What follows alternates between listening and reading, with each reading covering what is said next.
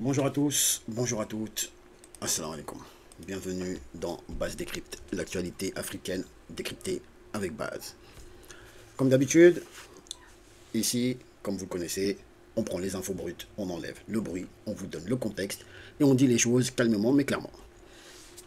Alors, avant de commencer, avant d'entrer dans le vif du sujet, je souhaitais vous dire que j'étais dorénavant présent sur TikTok et que tous ceux qui sont sur cette plateforme et qui souhaitent voir nos analyses et qui souhaitent voir nos vidéos tout simplement sur cette plateforme, c'est maintenant possible sur notre chaîne Base Décrypte. Vous pouvez dorénavant retrouver toutes nos analyses, toutes nos vidéos au bon format comme il le faut, au bon format TikTok comme il le faut. Et comme j'aime à le dire, Top pour toi n'est plus une zone sûre, Base, il dépose ses valises. Donc ça, c'était pour l'instant publicité. Donc maintenant qu'on en a fini avec l'instant publicité, on peut revenir à notre thème du jour. Alors, ce soir, on va avoir deux thèmes à traiter ensemble. On va traiter de deux thèmes, à savoir, dans un premier temps, le méga convoi de carburant qui a été escorté par les FAMA et qui est entré hier soir, enfin avant-hier soir, le 29 octobre 2025. On est aujourd'hui le 31 octobre 2025. Donc, le méga convoi qui est rentré à Bamako le 29 octobre 2025, dans lequel on parle de plus de 1200, de près de 1233 camions-citernes qui auraient été escortés et envoyés. Vous allez me dire, mais tu mens, d'où tu sors ça? C'est quoi ces histoires? Base, il ne parle pas au hasard. Et ça, je pense que maintenant vous l'avez compris. Ça, vous pouvez le voir à l'écran actuellement. C'est le convoi qui a été escorté. Et ça, c'est l'escorte. C'est la vue de l'hélicoptère, de l'escorte de l'hélicoptère. Et on peut voir tous les camions citernes, la longue colonne de camions citernes qui est escortée en direction de Bamako. Donc ça, c'était première chose.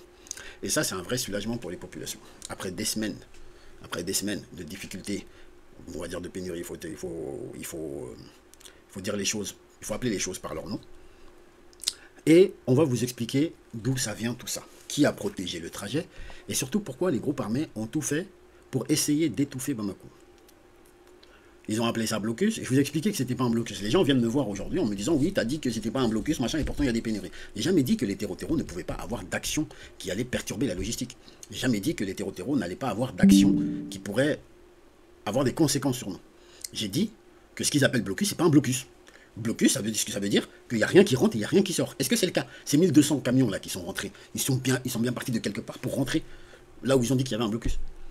Donc, blocus, ça veut rien. C'est pas le terme approprié ici.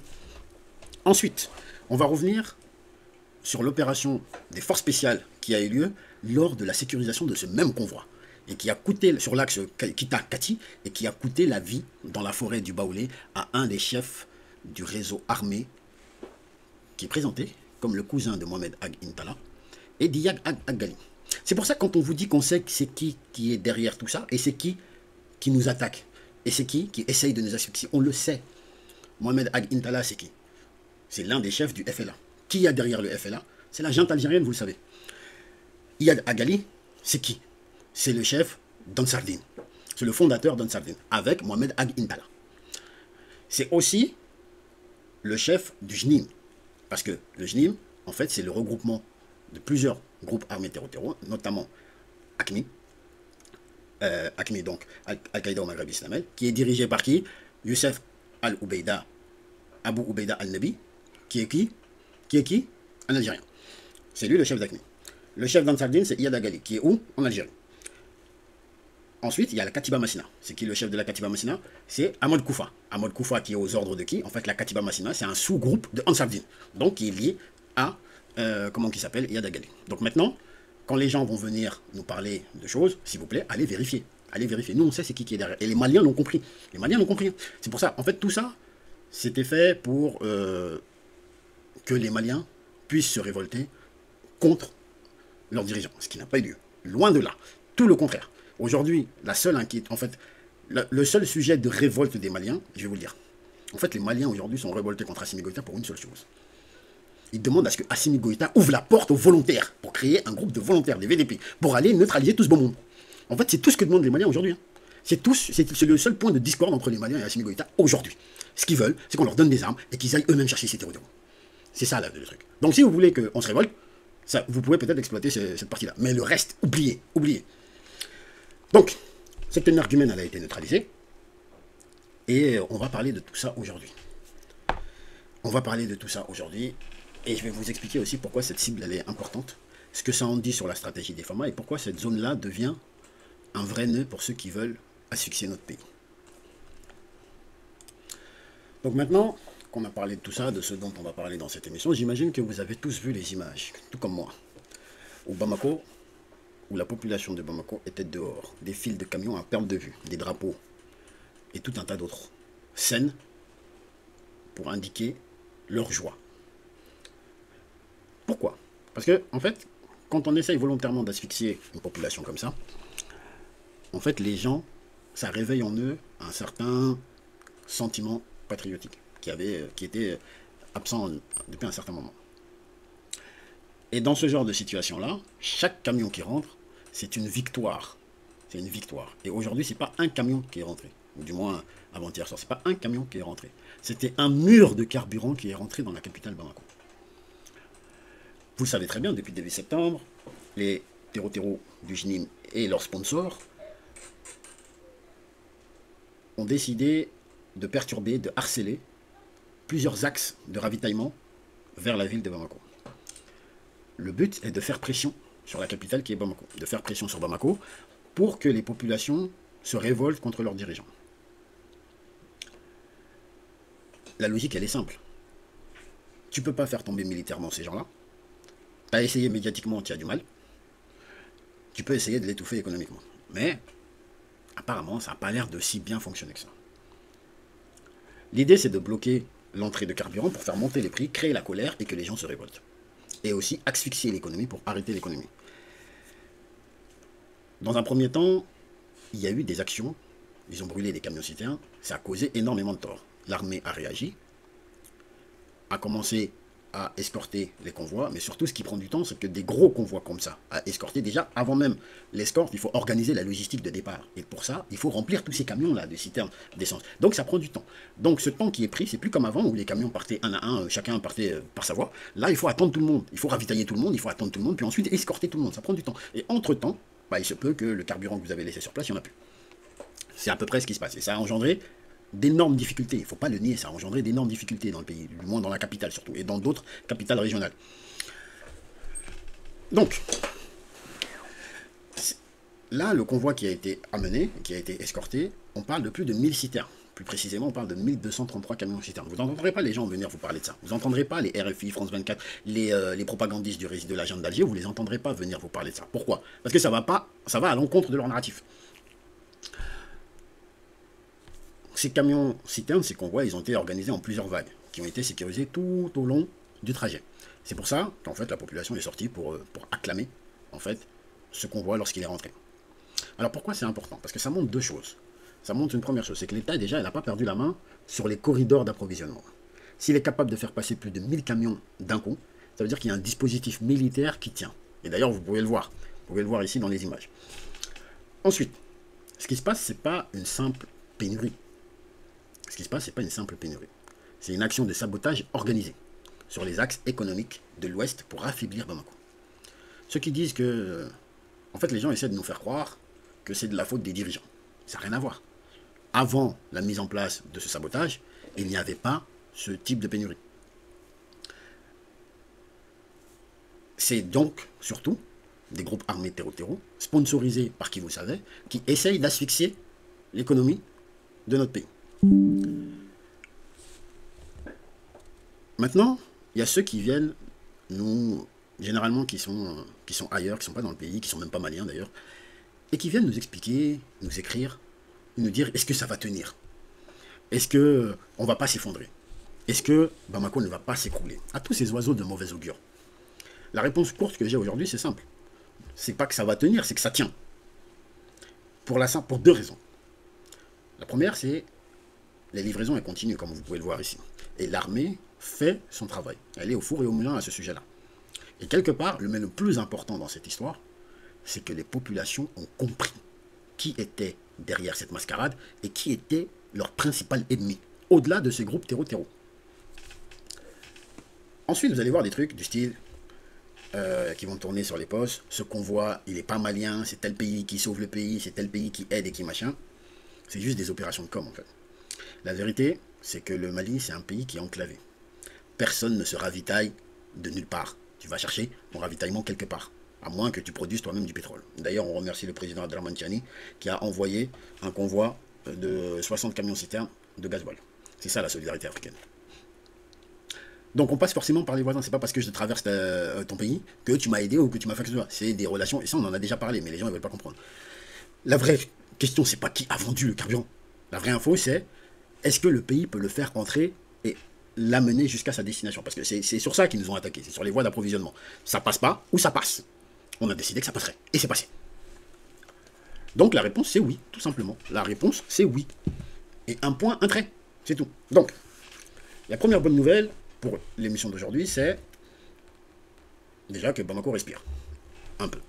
Et il y a tout un tas d'autres villes et grandes villes qui ont été ravitaillées. Il ne faut pas l'oublier. Le manque de carburant, il ne va pas disparaître d'un coup. Les coupeurs électriques, ils ne vont pas disparaître d'un coup. La spéculation qui a été faite sur les prix à dessein, ça ne va pas revenir à la normale d'un coup. Mais le signal, il est clair. Les axes, non seulement ne sont pas fermés, mais l'armée fera et neutralisera tout ce qu'il faudra sur ces axes-là pour approvisionner le pays.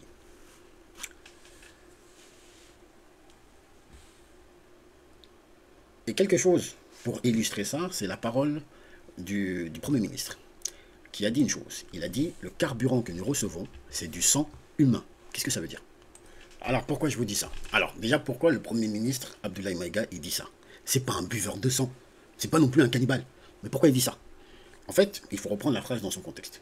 Ce qu'il a dit, c'est, nous allons surmonter cette affaire de carburant à l'image des précédentes que nous avons traversées et résolues. En fait, le peuple malien, ça, il l'a compris. Hein. C'est une étape de difficulté qu'on doit surmonter, qu'on nous a imposé, qu'on doit surmonter et qu'on va surmonter comme on a surmonté toutes les autres qui sont passées avant ça.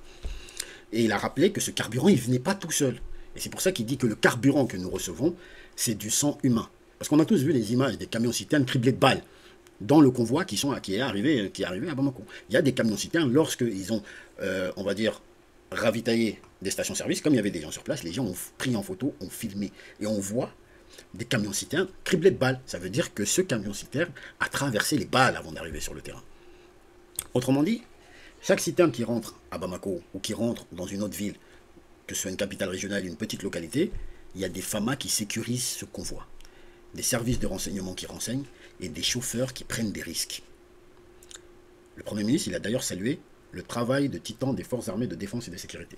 Et le courage, il ne faut pas l'oublier, le courage des conducteurs, c'est des civils, ces pauvres gens, le courage des conducteurs de camions-citernes qui se sont engagés pour approvisionner coûte que coûte le pays.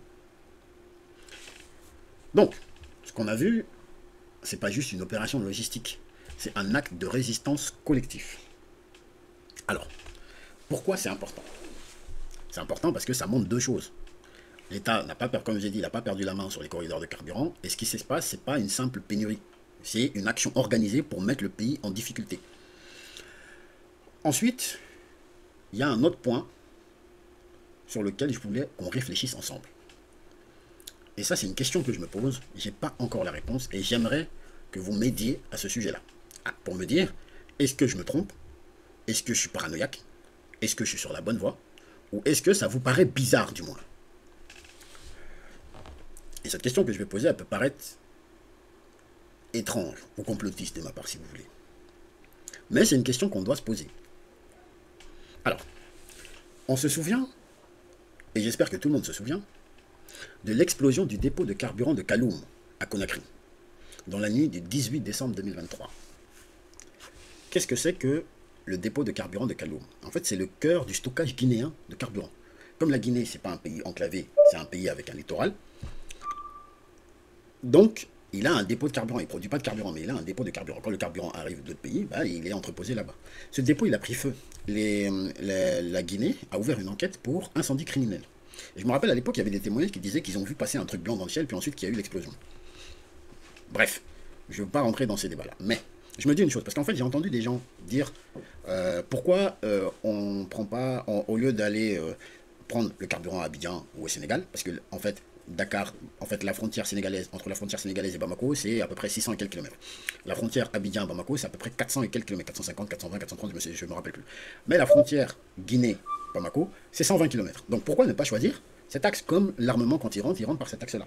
Puis ensuite, je me suis souvenu de ça. Je me suis dit, attendez, il n'y a plus de dépôt de carburant en Guinée. Donc comment ils vont faire pour aller stocker ce truc-là? pour aller récupérer le carburant. Et d'ailleurs, il y a même des pénuries de carburant en Guinée actuellement. Donc, est-ce que j'imagine que vous voyez d'où je vais en venir, est-ce que cet incendie de ce dépôt de carburant n'a pas été provoqué volontairement pour préparer ces actions-là? Première chose. Deuxième chose, vous vous rappelez qu'à l'époque, à cette même période, au Mali et au Burkina, une certaine ambassade avait entrepris des travaux de rénovation à l'intérieur de leur ambassade. Des grands chantiers où ils construisaient des nouveaux bâtiments et ils construisaient un dépôt de carburant immense. À l'époque, le Burkina Faso a sévi et ils ont interdit en disant qu'ils n'avaient pas le droit de faire ça, de ce type de travaux sans prévenir. Donc au Burkina, ils ont interdit. Au Mali, ils ne sont pas intervenus. Ils ont laissé faire. Est-ce que certaines personnes étaient en préparation de certaines choses? C'est la question que je me pose. Et c'est la question que je vous pose ici. Et s'il vous plaît, répondez-moi en commentaire si vous pensez que c'est une hypothèse crédible. Si c'est une hypothèse crédible, dites-le moi. Et surtout, en fait, ce que je me pose comme question, parce que quand vous faites ce type d'analyse, ce type de recherche, c'est faire du renseignement, en fait. Et en fait, dans le renseignement, ce qu'il faut savoir, c'est qu'il ne faut absolument pas négliger les signaux faibles. C'est souvent par là que les choses se passent. Et n'aurait-on pas sous-estimé cet événement et le qualifier comme un événement isolé et simple, un simple accident industriel, alors qu'il pouvait déjà cacher un signal sur une stratégie beaucoup plus large visant à ce qu'on connaît aujourd'hui? Alors,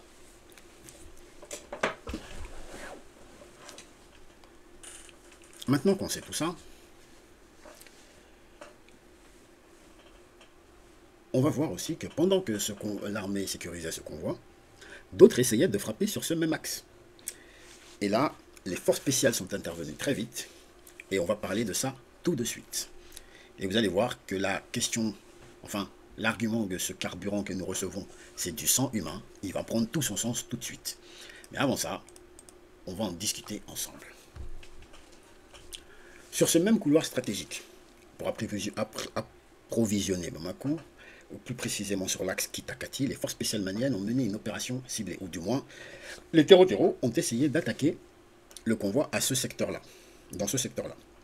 Et les forces spéciales ont neutralisé un chef de groupe armé présenté comme le cousin de Mohamed Ag Intala et Diag Agali, dont je vous parlais au début. Ce cousin, c'est Redouane Al-Ansari. C'est cet énergumène que vous voyez à l'écran ici. Donc quelqu'un relié au haut niveau des réseaux qui opèrent contre le Mali. Et c'est pour ça que je vous dis que le JNIM, en fait, dans sa composante, en fait, le JNIM, c'est juste une coalition de groupes armés terreau regroupant Ansardine, ACMI, les signataires par le sang de Mortar Ben Mortar, ACMI avec Abu Ubaida, Ansardine avec Yadagali. Pour l'instant, tous les noms que je viens de donner sont des Algériens, ça il faut le reconnaître.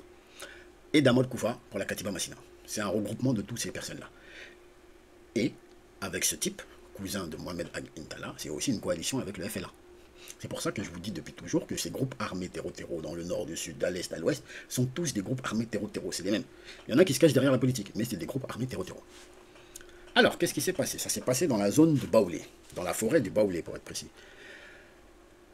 Et on n'en parle pas beaucoup dans les médias internationaux. On n'a pas vu RFI, on n'a pas vu France 24, on n'a pas vu Jeune Afrique en parler.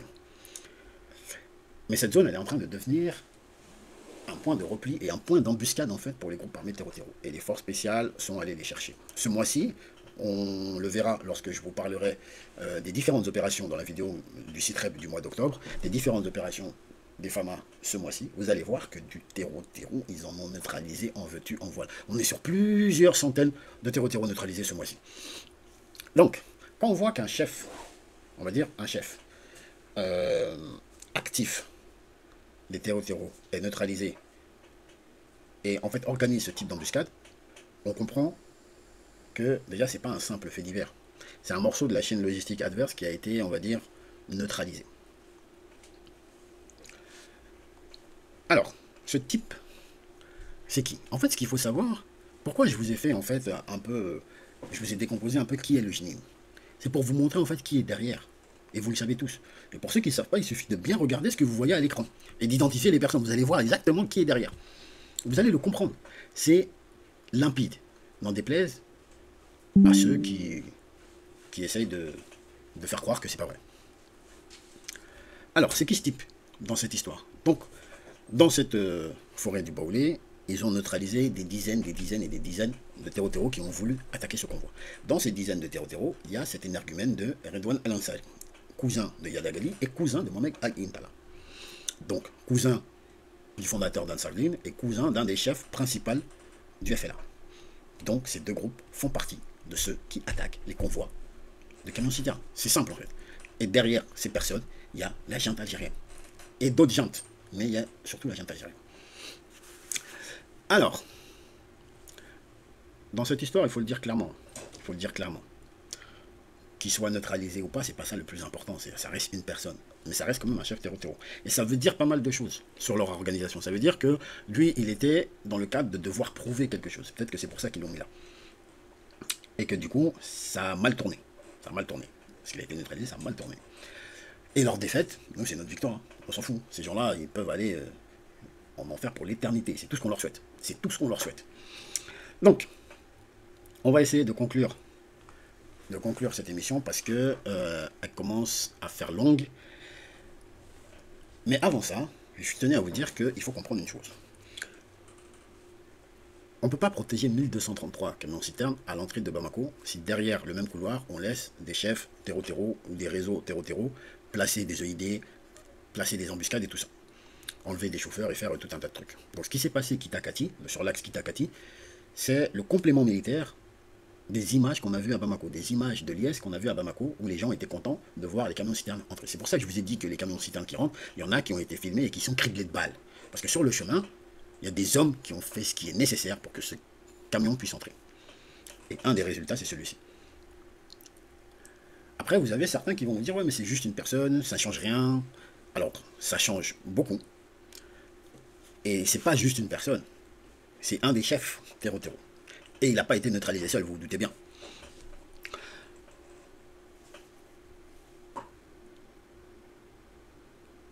Ensuite, je vais conclure cette fois-ci sur ceci. On a pu analyser ces deux infos avec un seul et même fil conducteur. L'idée, c'est d'étouffer le pays, mais par contre, le pays résiste. Les Maliens résistent, et les Maliens continueront de résister.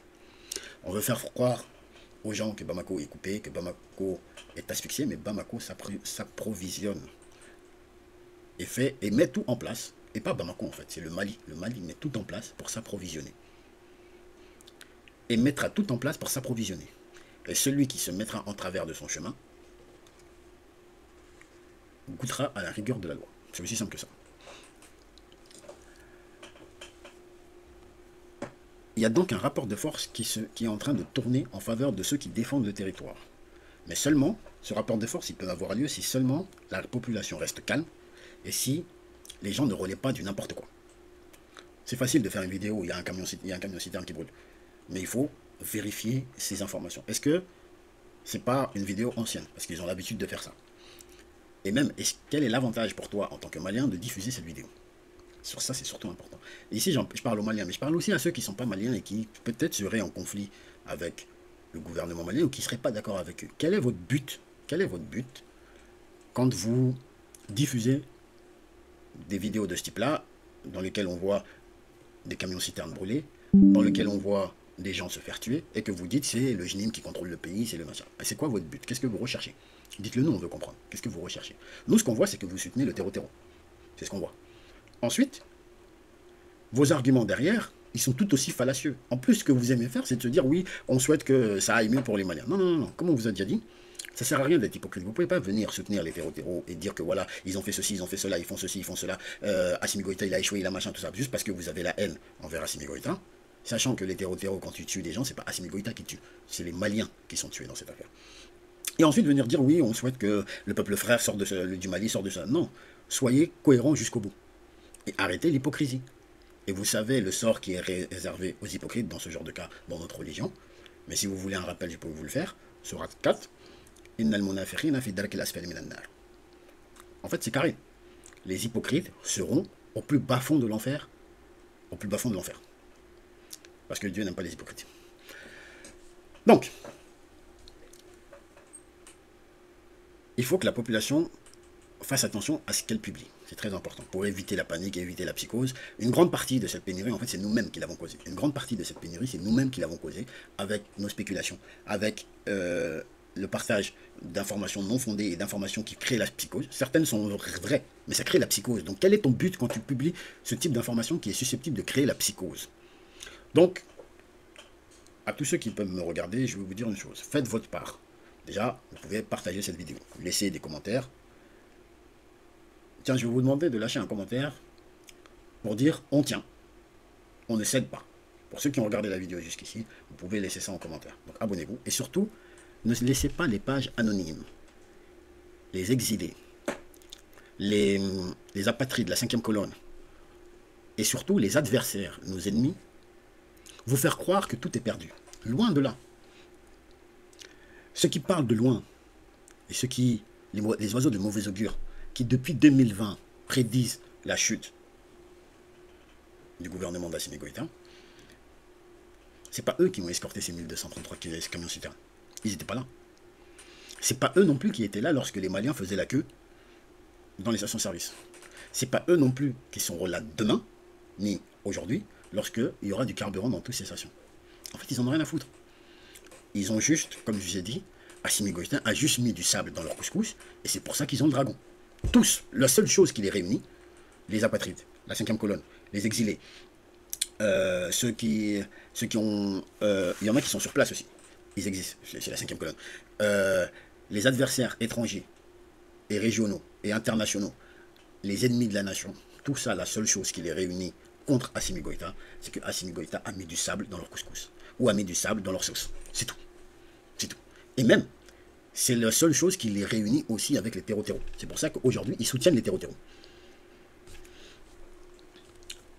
C'était Baz pour Baz Décrypte, l'actualité africaine décryptée avec Baz. On se retrouve très vite pour une autre émission. Que Dieu protège le Mali, que Dieu protège l'AES et que Dieu protège toute l'Afrique libre et digne.